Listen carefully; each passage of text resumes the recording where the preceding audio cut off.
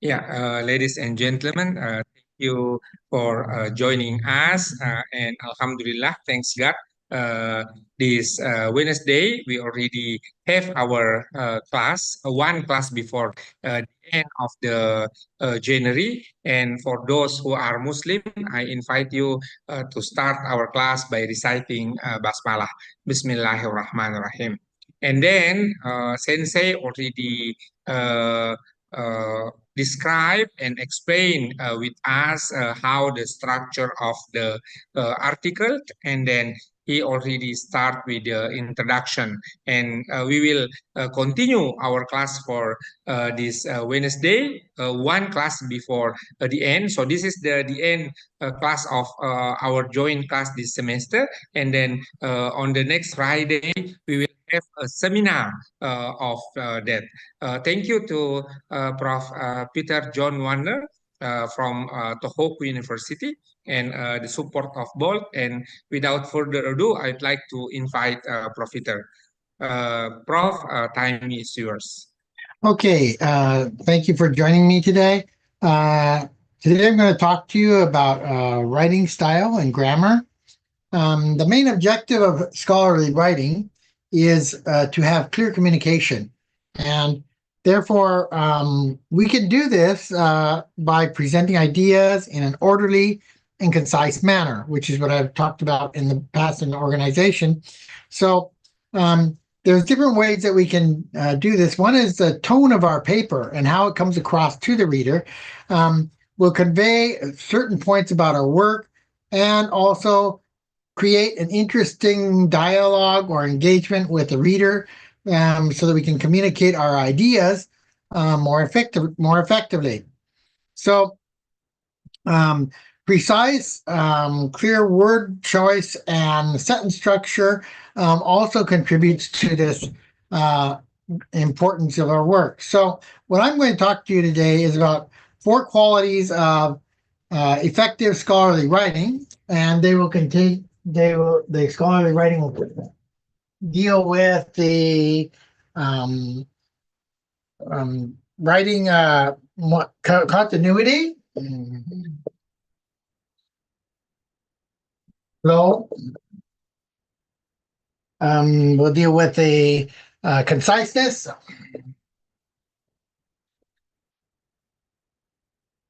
and clarity. And in the area of grammar, I'm going to cover 2 areas. In the area of grammar, I will be covering the area of how we can, I will talk about the grammatical principles for how we can improve our aspects of communication, improve our aspects.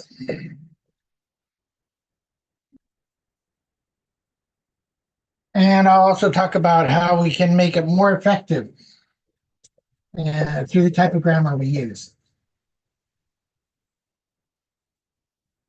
So let's move into the first area, which is going to be clarity.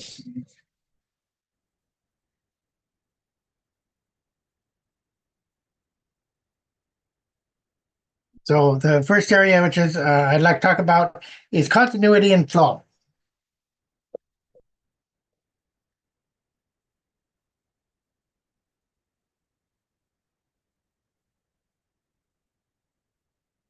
So when we talk about continuity and flow, we want the continuity is very important because it'll show how we express throughout our work and how we flow from one sentence to the next sentence. So inconsistencies, contradictions, omissions, irrelevances inside your writing style and the presentation of ideas can make your arguments seem less credible. So what we want to try and do is to make that flow smooth so that your ideas are created with more credibility. So a work that is lacks continuity and flow can seem disorganized,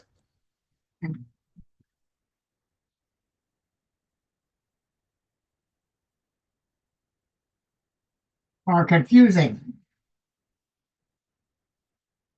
if we don't have a smooth flow. And also it can lack consistency.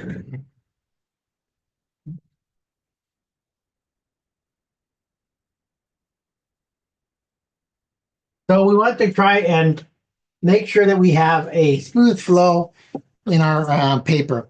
So first thing I'd like to talk about is transitions. What type of transition words do we use when we're writing our papers to create a smooth flow in our writing style? So let's talk about transitions. Transitions are when we move from one sentence to another.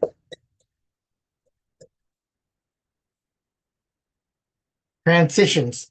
And transitions are used in phrases or help make our ideas flow smoothly. And they happen in 4 different types of ways. The first way is time links.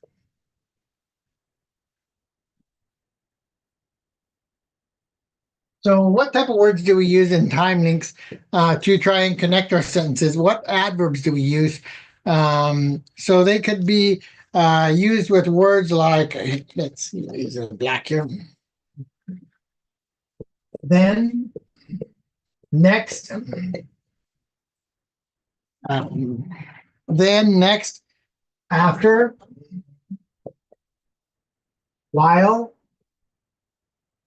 and since. If we incorporate these type of words to move our ideas forward and make the flow more smooth, we can connect time.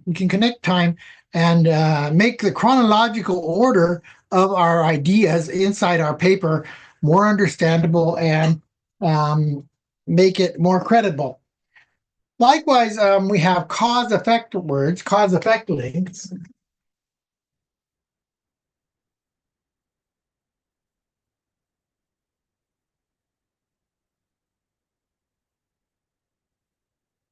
So cause-effect link words occur with words like therefore, consequently, went, the, consequently, this pen right here, consequently, or as a result, probably, as a result. There. Okay. And the other area that we have are, besides cause and effect, would be addition links. So we want to try additional information from one sentence to another sentence or from one paragraph to another. So addition links.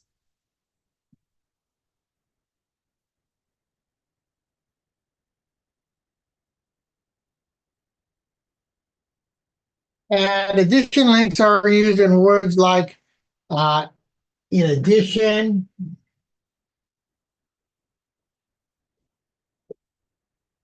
moreover,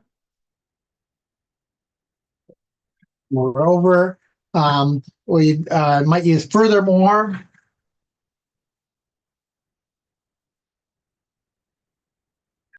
Those would be addition words that we can use inside our paper. These adverbs are very effective. The last area of links that I would like to talk about is contrast links.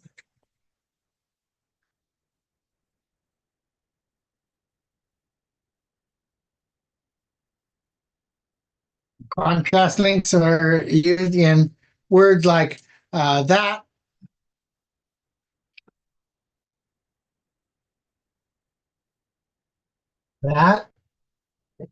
conversely, that, conversely, nevertheless, however.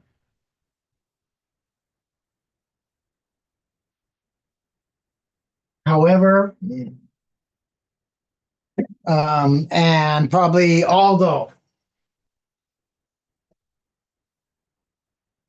These are the most frequent contrast links that are used in our writing and can be very helpful while we're writing sentences.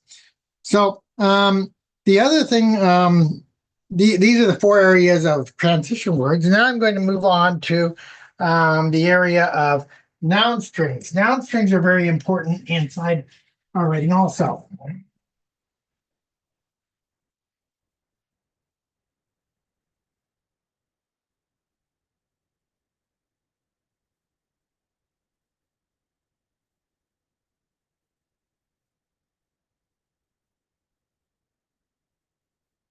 Noun string. So it's a string of words that come together. And if we look at the order of words and how they are placed together, some are easier to understand than others. For example, let me put this noun string up.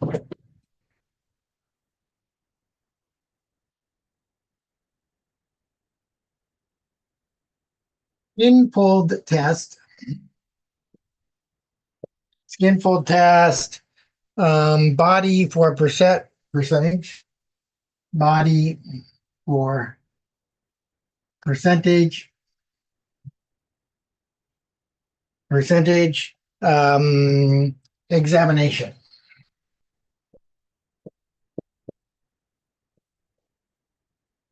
Now, this would be very difficult to understand. So, how can we make this better? Okay, we could make it make it clearer, and we could write something such as a caliper. A caliper examination.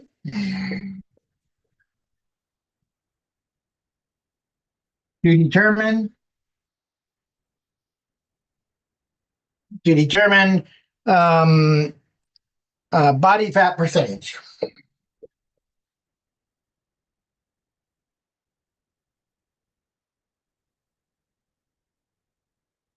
Now, here, if we use this sentence like this is much clearer and easier to understand. Another sentence we could probably use it to be shorter would be skinfold test to determine body fat percentage.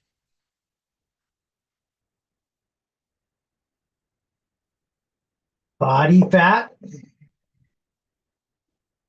percentage.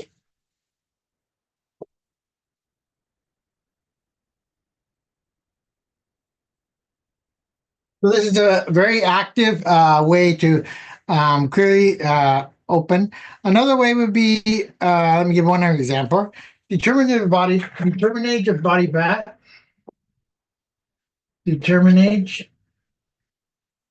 body fat using a possessive.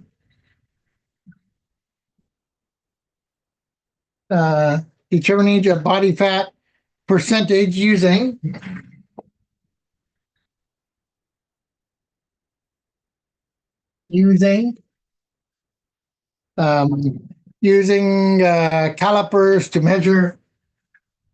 calipers to measure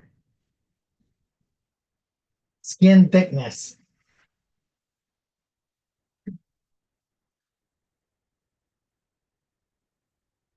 So here we have three different ways that we can make this short explanation at the top. It can make it more understandable. Probably this second one here would be about the same length with the same number of words, but much easier to understand. So this is one way that we can actually use noun strings to better understand our sentences. Now, the other thing we can do is working with is conciseness and clarity.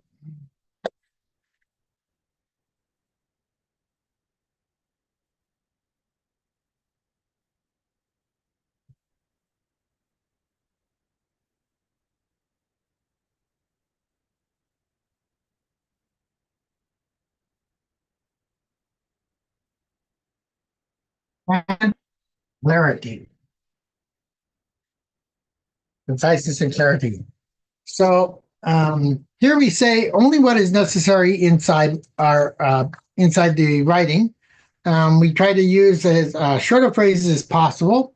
And the topic which I just talked about with the if we avoid one thing we might want to do is to have a good professional tone.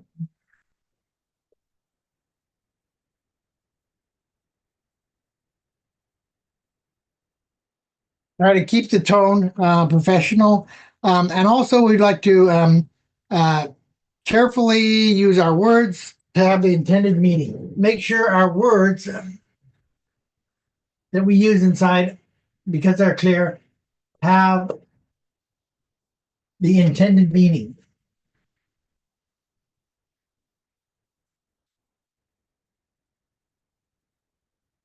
So make sure your words have the intended meaning. And also by making sure our words have the intended meaning means being accurate. Being accurate. Make your data accurate. And if you do this, also if you would like to avoid some mixed metaphors,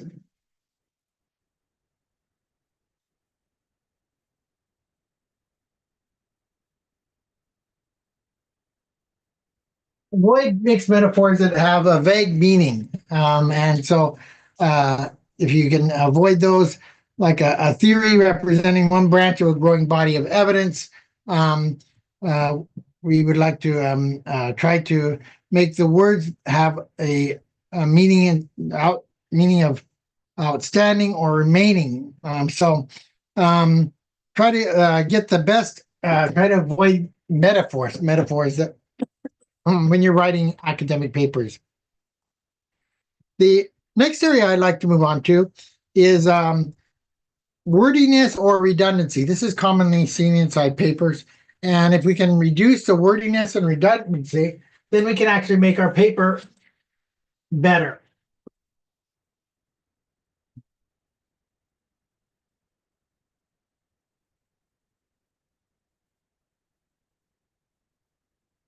Redundancy,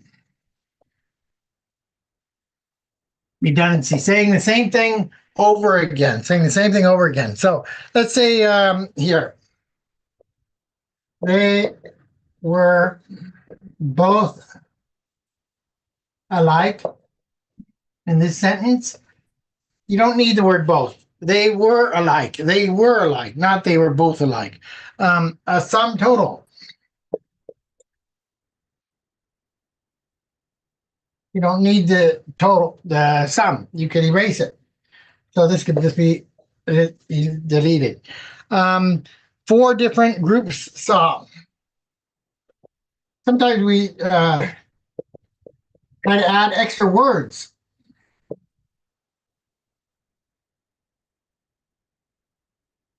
Four different groups saw something, okay? This different you don't need, because if it's a group, then each group is going to be different in one way. So the reason you separate them into groups is because there's something different about each group. The other would be were exactly the same as. They were exactly the same as. You don't need the exactly. They were the same. They were the same as. You can get rid of these words. If you're using the past tense,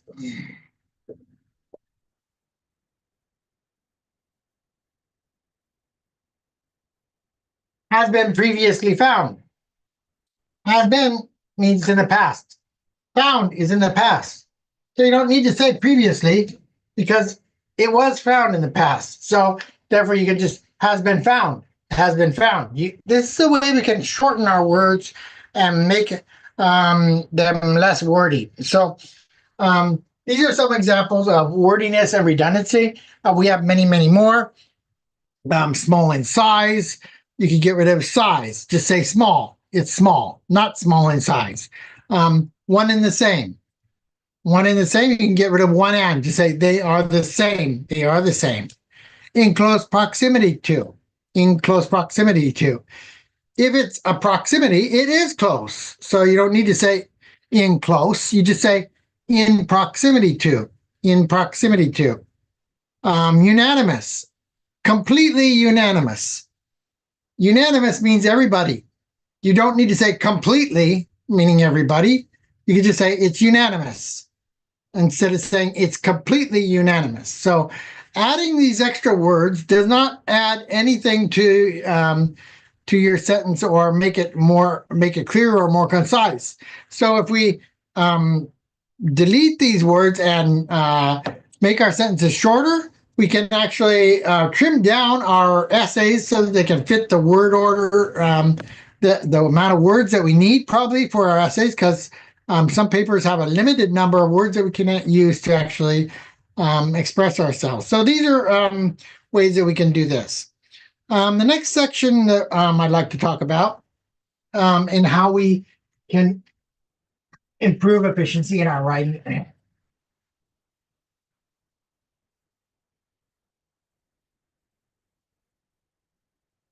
is the sentence and paragraph length.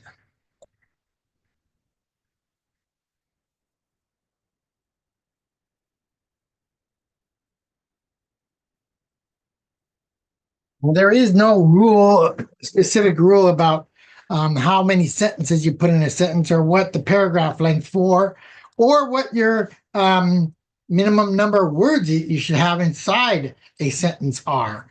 But in general, in most essays that you see, you will see that they have maybe a long sentence and then a short sentence and maybe another short sentence, a long sentence and maybe a short sentence, long, and short. And then maybe that'll be the one paragraph. All right. If you have all long sentences that are very, very difficult to understand in one paragraph, it may make it more difficult to understand for the reader. Likewise, if you have all short sentences, very, very abrupt with no flow from one sentence to the other, then this can make it seem oversimplified and not very interesting, not academic. So by combining short sentences and long sentences inside a paragraph, we can actually create more smoother flow, and also have some sentences that are easier to understand than other sentences that are longer and require more efforts to understand the prose or what is actually written inside them. So, but the one thing we should avoid is single sentence paragraphs. Do not use a one sentence paragraph in most cases. You should always have at least two sentences, maybe two long sentences, if you're going to use two sentences. But even one long sentence is not a paragraph. It's not a paragraph. So we should avoid single sentence paragraphs as much as possible. The other area that I wanted to touch on is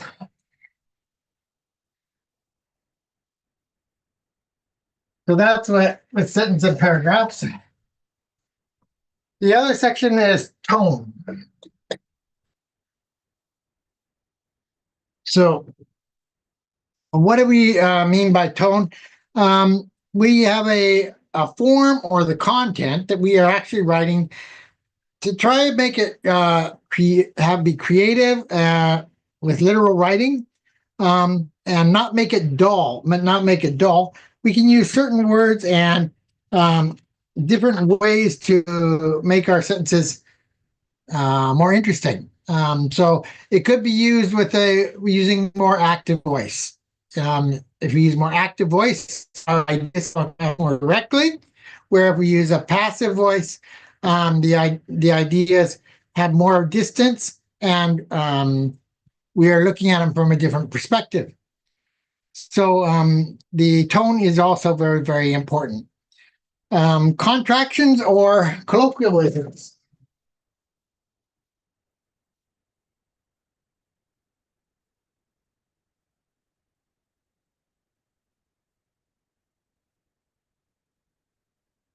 Contractions like don't, or contractions don't, let's go. So these are you don't change a participant's use of contractions. Let's go or let us go. Whatever a participant uses inside their writing, use it inside your paper the way they speak. The way they speak. If you're actually trying to identify, don't change a contraction that they use and then write it as a "let us go" instead of "let's go." But usually colloquialisms. What are colloquialisms? Colloquialisms are like gonna. This we do not use. Going to. Going to. This is equal to going to. I'm going to eat some bread. Okay, I'm gonna eat some bread. I'm gonna eat some bread. We don't write I'm gonna eat some bread. So we do not write this way inside when we are doing paper. Another area that we avoid, make things very clear, would be jargon.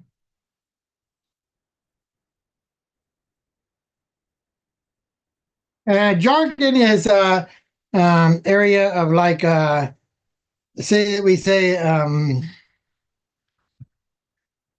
we might write a period of economic adjustment. Adjustment.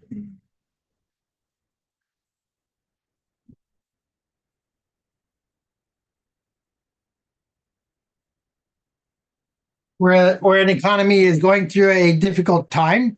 But another way of just say another way of saying this would be actually saying this will be equal to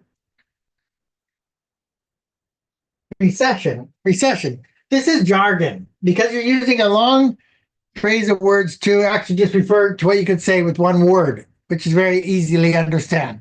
Actually, most people would understand recession much better than period of economic adjustment.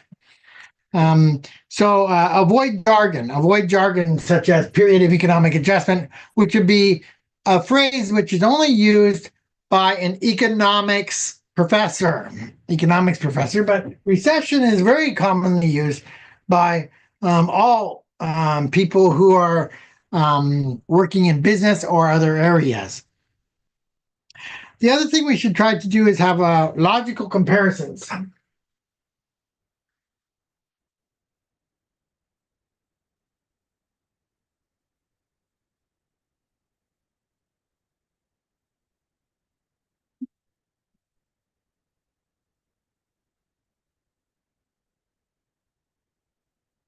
If you're going to try and compare two things, A and B, then make sure that they logically can be compared, and it makes sense to actually compare these two things.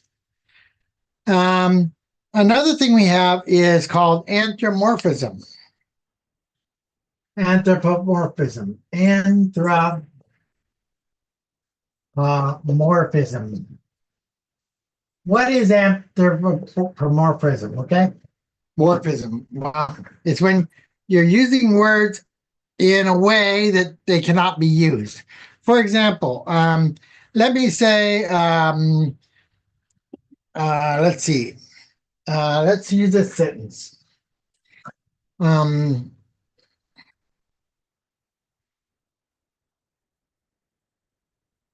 Pairs of rats.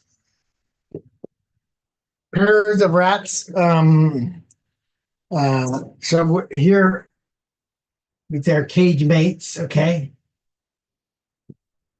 the rats that are together, okay, we're allowed to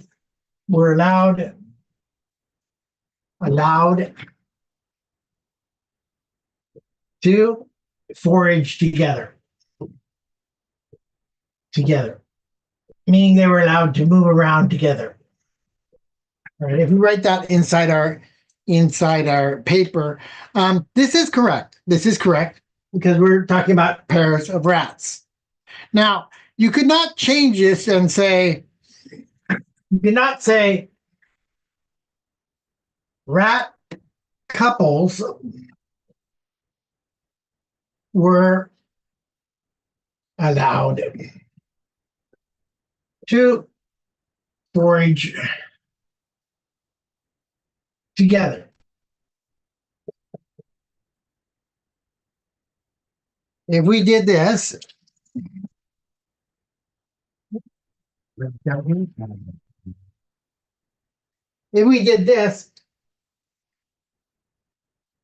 you cannot say rat couples, all right? You cannot say rat couples. Couples are semantically referring to people, and therefore we cannot refer to rat couples. So here you have to, the rationale that you cannot apply couples to the rats, it cannot be used here. It cannot be used here. So this is an example of anthropomorphism, and we have to be careful with words so that we actually use our correct meaning, and when pairing it with another noun, make sure that that noun accepts that word semantically, meaningfully. Now I'm going to move on to grammar and usage. So I just finished the 4 areas of the other area. For the last 10 or 15 minutes, I want to talk about grammar and usage. So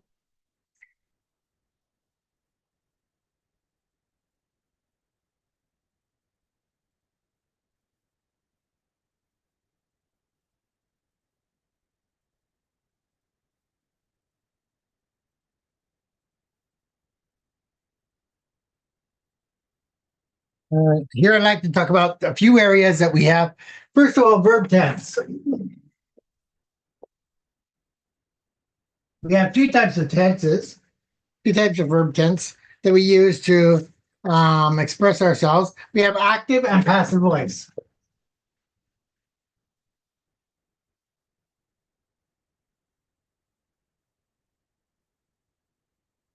Now, in passive voice, usually the object is put in front of the sentence, plus the subject is put.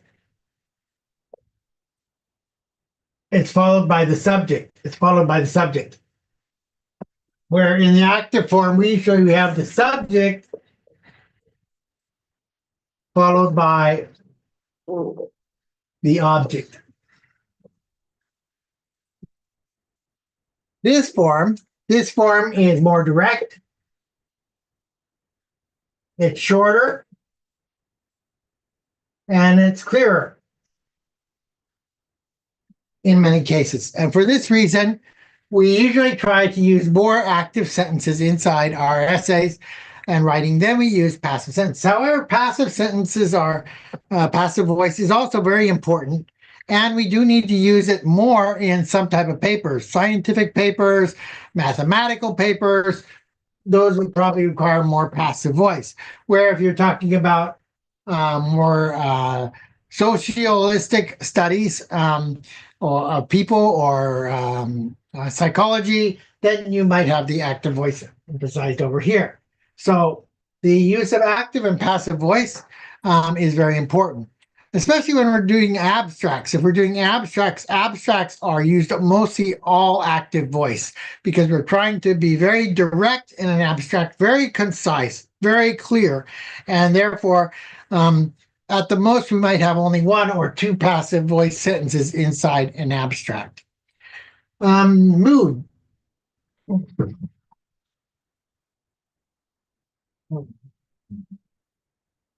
Besides verb tense, we have mood. Mood. So mood could be the a word has to connect with a another word by, for example, by means of the plural or singular. For example, let me give you an example of one sentence. Let's see.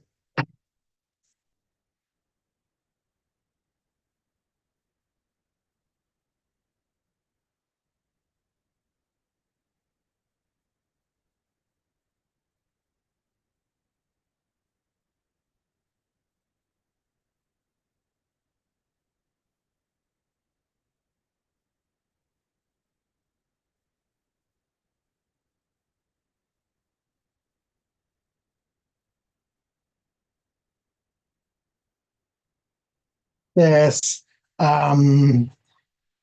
two more participants. Now, what's wrong with this sentence? What's wrong with the mood of the sentence? Well,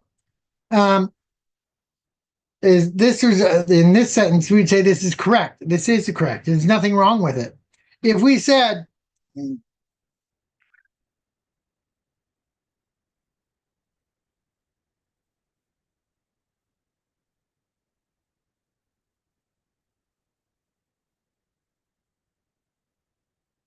if the campus was larger, and we use was instead of were, if we said if the campus was larger, we would have had access to more participants. Why is this incorrect?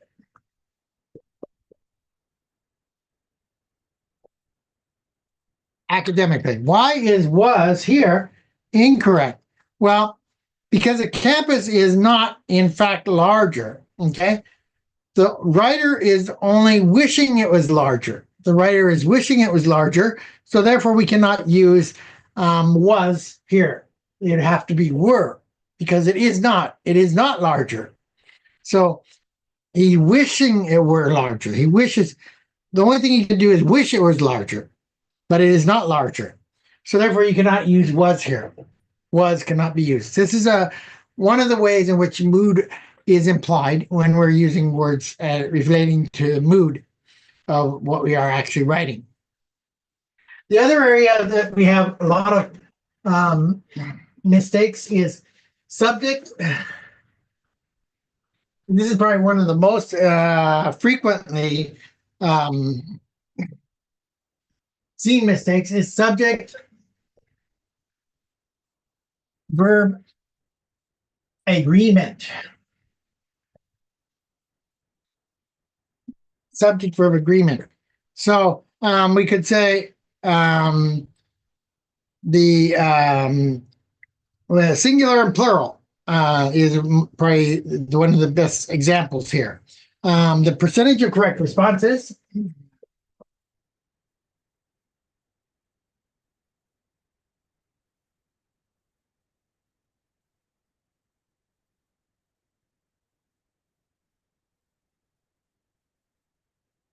The correct percentage of correct responses, as well as the speed of the responses.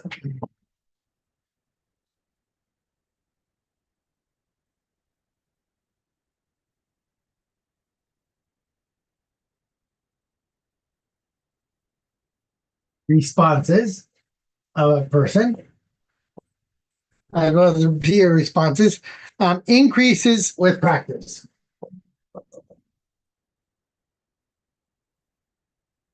With practice.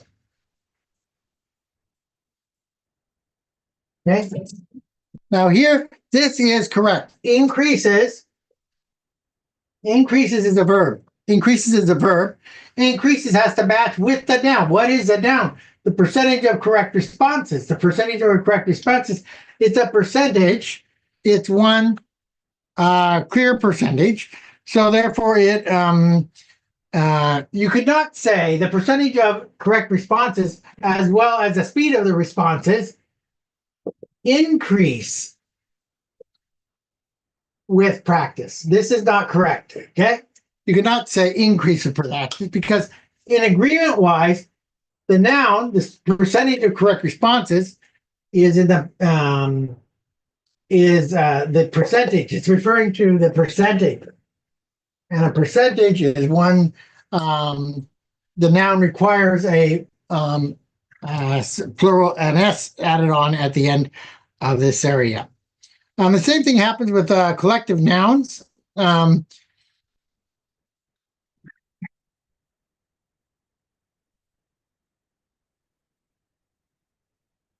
Collective nouns, this is another area of frequent mistakes. Collective nouns. So what are collective nouns? Collective nouns would be like, let's see. If you're looking at singular, we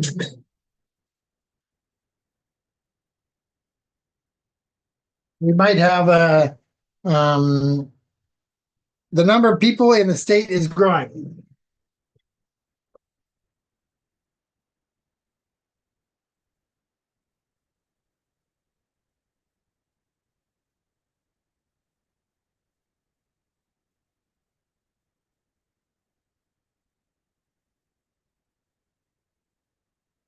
So basically, here, number and number is growing. Okay, this would have to match. All right. Another example of a singular would be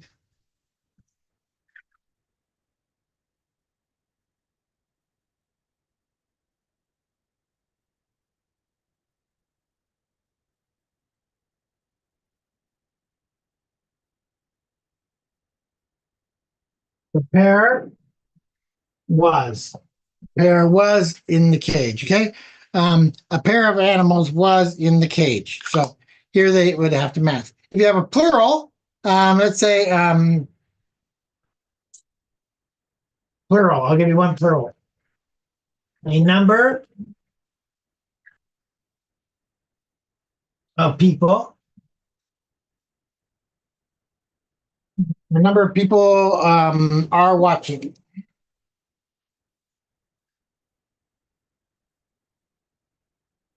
Number of people are watching. So here, people and are would, this is plural, so it has to be people are watching. You cannot say people is watching, all right?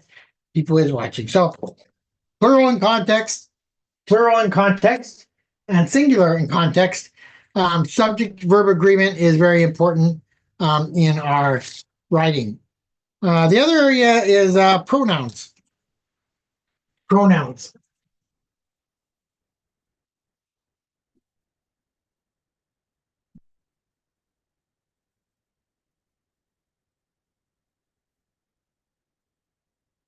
In our writing. So pronouns, we need to look at the use of we, okay?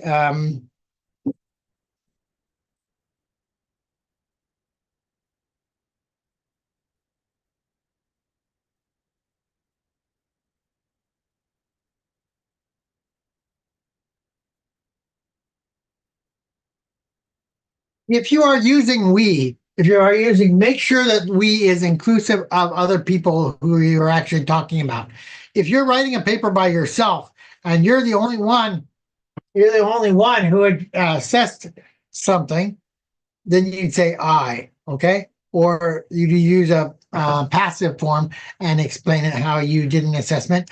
But you would not use we to try and make it generalized if you're the only person who did a research in an area or have some idea.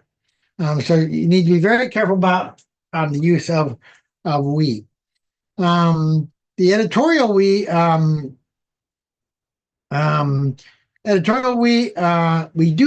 we use in editorially. So we say,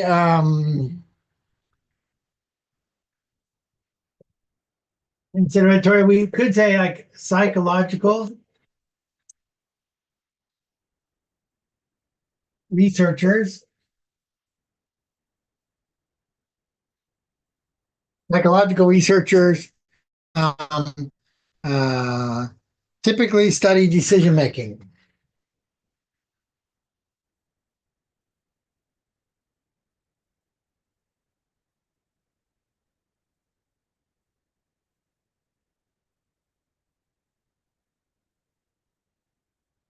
if you are talking about a group of people and it's better to go ahead and tell who the people are and make it more clear who we is. So, in other words, editorially identify who the group of people is that is actually doing it. Now we could the other thing instead of saying psychological researchers, if you really want to use the word we could say as put that here. As psychological researchers, we. Now, this way you can use we. This is okay, all right? Um, because it's the psychological researchers, and the we is referring back to the psychological researchers. So you could say, as psychological researchers, we typically study decision making. This is okay. This is one way that we can actually editorialize the we and make it okay. But we could not say if we just put we tend to rely on decision making.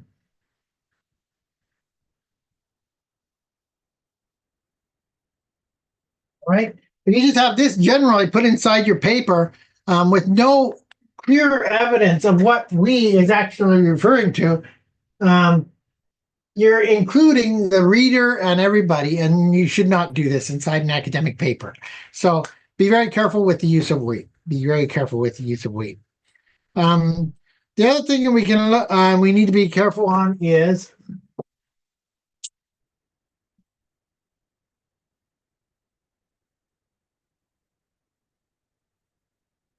the pronouns for people and animals.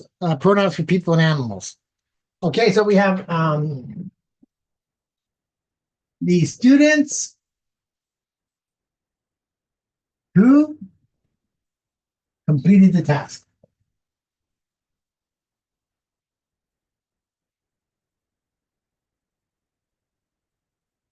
Right? The students who completed the task is correct. Here we're talking about students and who. The agreement is in order. Now, the instructions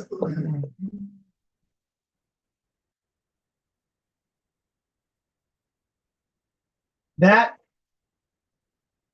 were completed. Okay, instructions is it's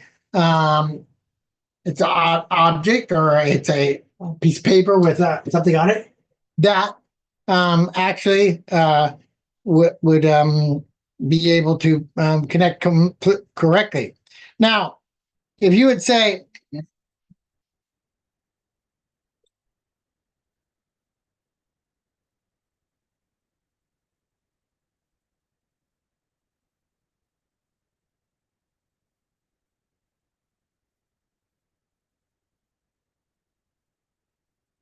the students that completed the task. Well, many people would say that sounds fine, but usually in academic writing, we would say we should not use that. We should, if it's a student or a person, we should use who instead of that when we're referring to pronouns for people or animals. So that's who and that you should be careful.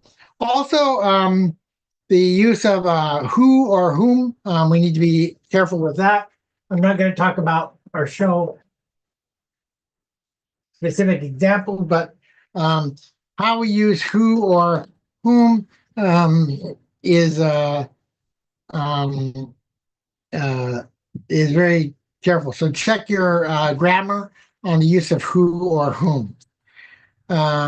The other area of sentence constructions, I'm going to move over to second sentence constructions now.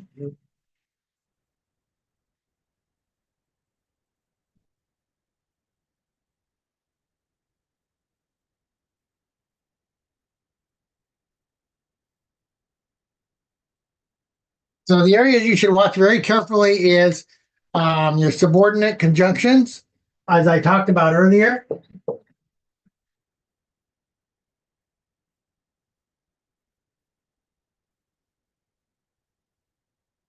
Subordinate conjunctions have a tendency to extend our sentences and make them longer, and also make them clearer, using words such as while, despite. Okay, this would be doing comparison. While would be talking about the duration of time while we are actually looking at something. So this is another area that we need to look at very carefully while we're actually working with our papers. So overall, these are areas that we need to look at. Grammatically, inside we can use grammar tools inside our computers, or we can use people to peers to actually look at our papers and read through them. Copyright editors or writing centers can also help us with our papers. But revising our paper and making it so that it is in a understandable, concise, clear format with minimal grammatical mistakes inside of it is very important for when we're trying to publish articles.